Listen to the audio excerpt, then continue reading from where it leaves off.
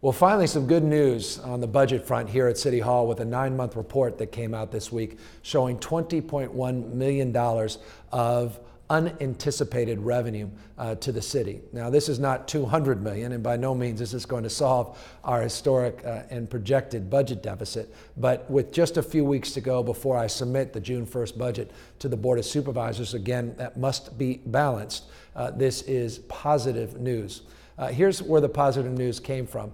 Candidly, it didn't come from great economic output from the private sector, but it came from outstanding output in terms of work and a deliberative effort by the assessor recorder, Phil Ting, to deal with the backlog of money due to the city on property taxes that we haven't received. And let me just again say that I am impressed and very pleased with the good work that Phil Ting and his office did, collecting over $50 million of those backlog property taxes. Only half comes to the general fund. I don't want to confuse you. The rest goes elsewhere, but $25 million of that $50 million goes right to the bottom line in terms of offsetting our general fund deficit above our projections. We had also good news on the property transfer tax. This came because of the private sector transactions, about $8.8 million above what we had assumed in our 6-month report. So good news there, but that good news was offset, and this is the sober part of this report, by a reduction in hotel tax revenue of about $12.1 million, showing that the tourism industry is showing signs of weakness in the last quarter, as well as a significant reduction in payroll tax revenue, $15.3 million below what we had projected. So net, good news, bad news is again about $20.1 million. But I don't want people to get overly exuberant and say, hey, let's go out and spend all that money, because again, it was uncollected money, one-time revenue, not necessarily ongoing revenue. And the ongoing revenue, which is hotel tax and payroll tax, actually showed some weaknesses. But nonetheless positive, because here I am just a couple weeks out from having to submit to the Board of Supervisors a balanced budget by June 1st, and that $20 million will come in handy. Incidentally, it's not just that $20 million, that's for the general fund. There's some enterprise and baseline department benefits. So Muni will actually get a portion, a small portion of this. DCYF, Department of Children, Youth and Family, and some of the other departmental agencies will see some benefit from this as well. Again, nominal, but every dollar now counts as we move forward in the final few weeks to get this balance, or rather get this budget in balance. Speaking of balanced budgets, let me say with complete candor, and I try to be candid on these weekly videos, and that is the Muni budget that has called for $28.8 million in service cuts is not one that we are proud of, by no means. And you say, well, if you're not proud of, why did you allow the MTA board to submit it? Well, it's called reality. Remember, $220 million, $220 million, close to $250 million has been taken from the state of California from this transit agency in the last few years. If we did not have that raid of state money from our local agency, or from the state to our local agency, we would be running surpluses. We would be talking about substantial enhancements through our transit effectiveness program and more service, not less. But the fact is, those weren't the cards that were dealt. For all our advocacy, for all the hard work, we were only able to get back about $36 million of those projected cuts in this current and next fiscal year. That is the challenge. But the challenge has been made worse. And let me repeat this, I've said this over and over again, by the incomprehensible desire by our transit workers to take a wage increase of roughly 5.5% and not fulfill a commitment that they made through a tentative agreement with my office to contribute back to the agency some $14 million, which represents roughly half of those service cuts. If the TW operators would simply do what almost every other public employee union has done, no, let me rephrase that. If they simply wouldn't take their wage increase and they were willing to accept a current level of pay, that would substantially reduce the need to move forward with these service cuts. Contrast that to all the other public employee unions that are actually taking reductions in their paychecks. We're asking the Muni drivers to keep the same paycheck. Just don't take a wage increase. Others, like SCIU, have committed to roughly 5% of a give back. Other organizations through our Public Employees Committee, 4.62%. They've contributed back to the city $200 million over 2 years of wage concessions. They stepped up. They're keeping vital services from being closed. They're keeping their colleagues from being laid off. They stepped up. TWU needs to do the same thing. And that's a substantial reason why we have these service cuts. Now you say, well, there's other reasons. You're right, because 14 million certainly does not equate to 28.8 million. And by the way, the wage increase alone is about 9 million of the 14 million of their original agreement that they made with me directly that they rejected, and their rank and file rejected. But so did the Board of Supervisors when they had an opportunity to be part of this solution. And I don't mean to be gratuitous and take cheap shots, but look, we're all in this together. And I find it rather ironic that TWU was protesting the service cuts, the Muni operators, with members of the Board of Supervisors, when TWU was responsible for rejecting a contract, again, with $14 million of the solutions, and the Board of Supervisors as well rejected $7 million of the solutions. As representatives of the Transportation Authority, which is de facto the Board of Supervisors, they put so many strings attached to a $7 million contribution, by the way, of Muni money, that they just wanted to be put up front, that Muni can't accept the money. So here was an opportunity to give them $7 million, TWU to give 14. That's $21 million of the $28.8 million challenge, but both rejected it. And now folks are out there, both, again, representatives of this labor organization and members of the board, criticizing the service cuts. Well, I'm with you, but I need you to step up as well. I need you to be part of the solution as well. Let's do some math on Muni. And I know this is complicated, but it's important. Let's decide, all right, just hypothetically, that we're going to do Sunday meters and we're going to start enforcing Sunday meters throughout the city. That we're going to start doing evening meter enforcement. So after 6 o'clock, you're no longer going to get a freebie. We're going to start charging you. And you're going to get parking tickets on Sundays. You're going to have parking tickets if you don't pay the meter in the evenings. And let's assume that holidays. Why do we have free parking on holidays? Let's assume all three. Ideas that I don't necessarily support, but let's assume, some of you do, that all three of those things were done. Well, let's do some math. Holidays saves you $300,000 a year, generates $300,000 of revenue. If you want to do the entire city, all day enforcement on Sunday, that's $2.8 million for the entire city. And if you want to do the evening, it generates about $9 million, but it has to be the entire city. Well, add that up. That doesn't get you close to the 28.8 million. So you say, all right, well, we're going to find 28.8 million in other ways as well. We're going to add 5,400 parking meters in the city. By the way, this is a proposal. Hypothetically, let's say, all right, we're going to add, in addition to Sunday meters, evening meters, all the parking ticket, all the revenue, all these things, holiday, we're going to also add 5,400 parking meters in the city. Now, how we do that without an environmental review, how we get those parking meters up in the near term, I mean, let's assume we could just do that in this year's budget and call it a day. And we decided, as some folks believe we should do, that there should be no incentives for getting into a parking garage and getting the benefit of an early bird special or getting a discounted opportunity as opposed to paying hourly. Let's do that citywide, not just in the C3 district, the downtown district, but out in Westport, all over the city. Let's again assume, hypothetically. I don't support this necessarily, but let's assume it.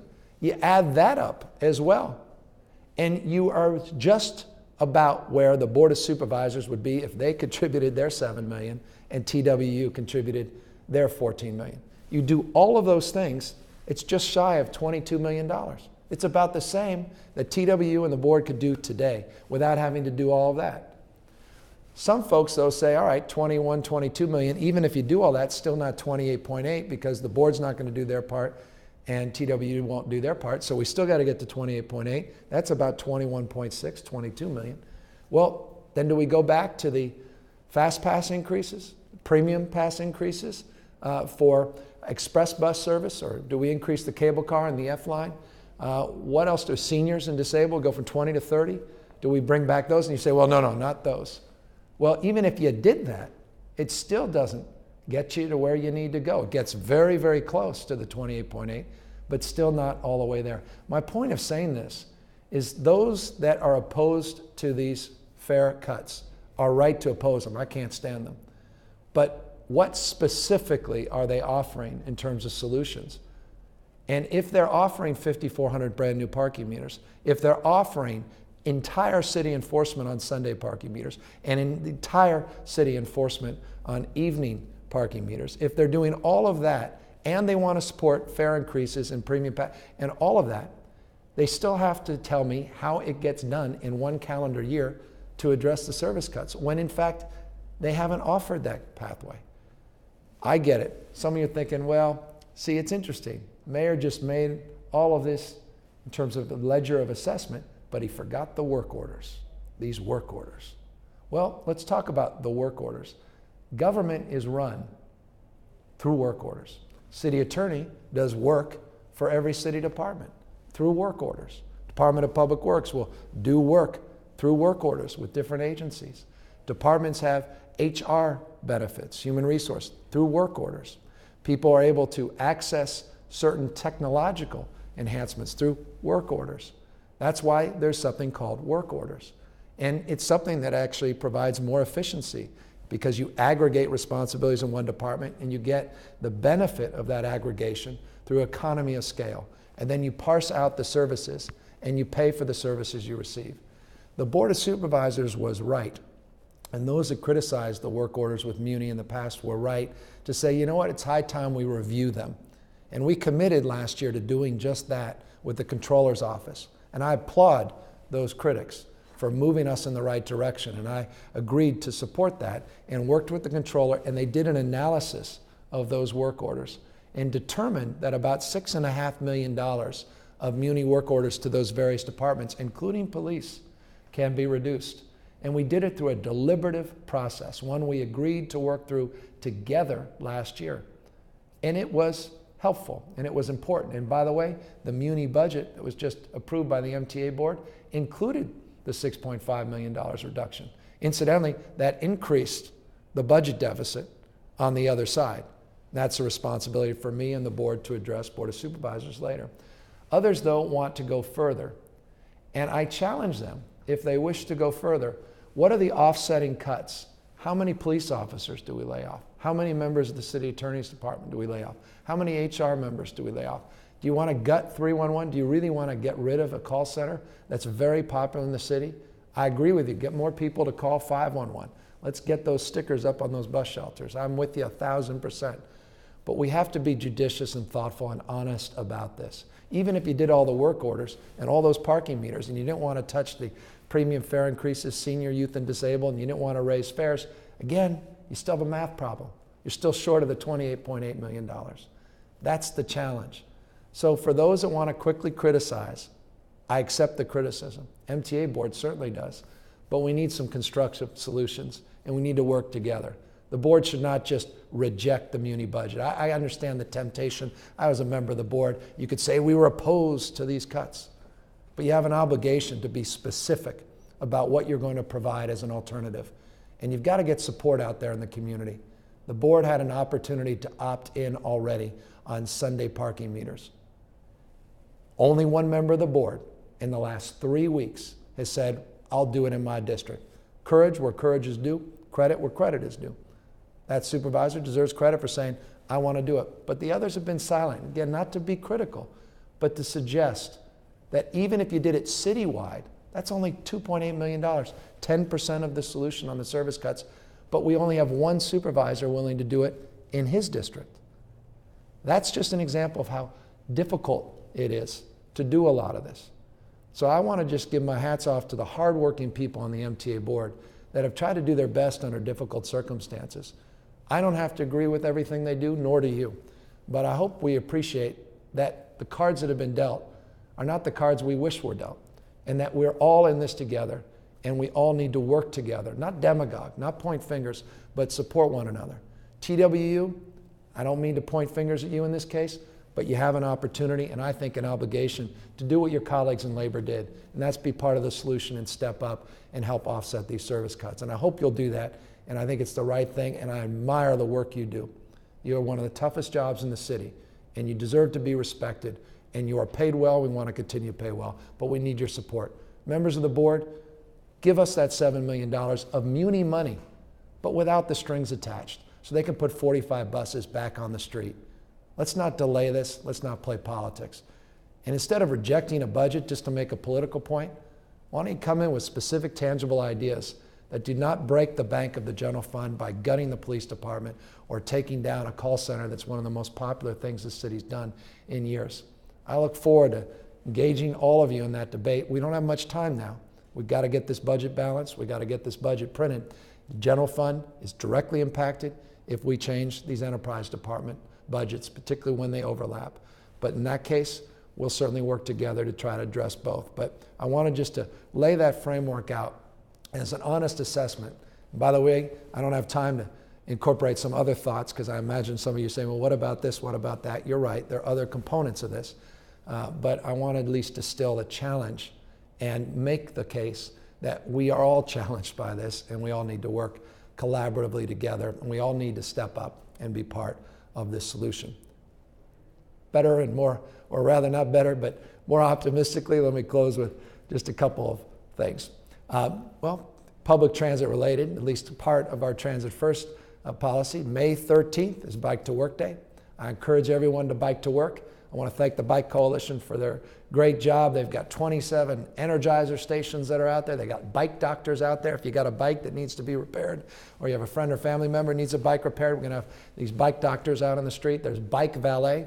If you want to go back to work or go down to work and you don't have a place to put your bike because your employer doesn't have the room for it or you don't have the capacity to store that bike, we actually will do free valet parking for your bikes on May 13th. I encourage you to go down there. Also encourage you to support the iBike SF plan, which is also a phenomenal program. Again, hats off to Leah Sham and the Bike Coalition for a really great idea, and that is promoting neighborhoods at the same time we promote biking and promoting economic investment and economic growth by promoting business at the same time. Businesses are going to provide discounts. In fact, it's happening right now in Hayes Valley. Participating businesses provide discounts, 10%, 20, 30% in some case discounts.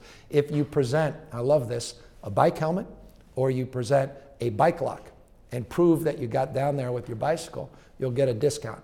I just think it's a great idea to encourage biking and encourage people to invest in neighborhood businesses and to promote neighborhoods. And you're going to see June, July, other neighborhoods promoted in the iBike SF program. So good job to or hats off the Bike Coalition and great job for those participating merchants for doing the right thing. And I think trying something new and innovative and encouraging people to bike and shop in our diverse neighborhoods and commercial corridors. Final thing. Another wonderful program that deserves some attention, and that's this new Family Pass that we're doing in the city. Check out SF Family Pass. We thought in this economic climate, appropriately, we needed to provide some relief for working families, for families generally in our city. And a lot of folks can't afford all of these extraordinary attractions in our city, the Academy of Sciences, the African Diaspora Museum, the Contemporary Jewish Museum, the Museum itself, and other extraordinary places in our city, Exploratorium, etc. And so this is a way to check out a pass at any participating, or not any participating, but any public library. And you'll get this pass, it's a family pass, that gives you free admission, got to have kids here, to any of these participating venues. So again, not just the Academy of Sciences, but Asian Art Museum, the Aquarium at the Bay, I mentioned the Exploratorium, Conservatory of Flowers, and even the Blue and Gold Fleet, or Bay Cruises. So if you can't afford it, or just not the right time to spend the money, but you want to enjoy a weekend out or a day out, or have the opportunity and privilege of going to some of these wonderful institutions in our city, come to your neighborhood library, find out more about this Family Pass, and if you want to learn more, call 311 and they'll direct you to more information, or go to sfkids.org, which is, by the way, a wealth of information for children, youth, and families, particularly with summer coming up and some of the summer ideas that we'll be promoting next week on this video. You'll learn a lot about what's happening at sfkids.org. So please take advantage of this, I think, wonderful program. Hats off to Maria Sue and to Department of Children, Youth, and Family, and thank you to Luis Herrera and the Friends of the Library for their support of this program. And please take advantage of our beautiful and extraordinary city. Challenged, but beautiful and extraordinary. Thank you all for listening. I look forward to seeing you next week.